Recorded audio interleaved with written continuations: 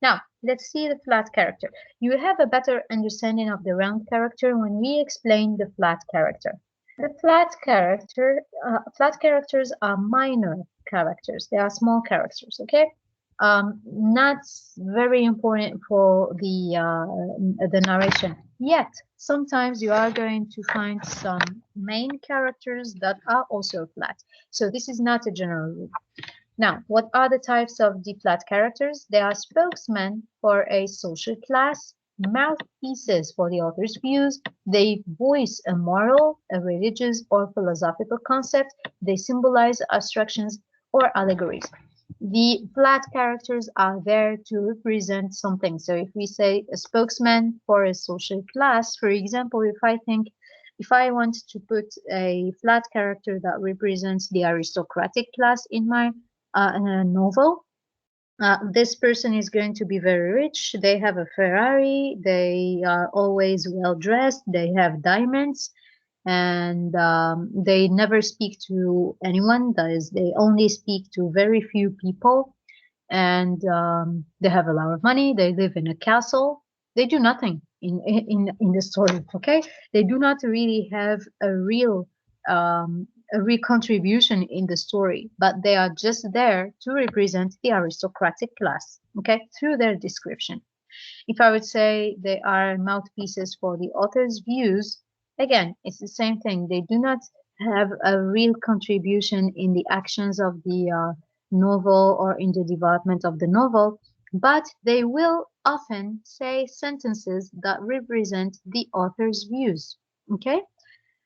Here I would think about, yeah, there is a flat character in the novel Cat's Cradle by Kurt Vonnegut, and this flat character appears for only 3 or 4 lines. Okay, he only appears once, and he appears for only 3 or 4 lines. He's a black man who works in a factory. He actually he takes in charge of the elevator, and he goes in an elevator with a scientist, and he says, "Don't you think that the elevator is crazy?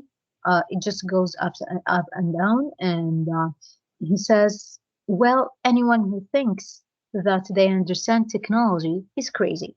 And he stops there. Now, this is a flat character because the sentence that he said was actually the view of the author, of Kurt Vonnegut himself, that anyone who thinks they can understand technology and they can actually control technology is mad. That technology is going farther and more and stronger than human beings. Okay, so he's a flat character. He is a minor character. We only see him once.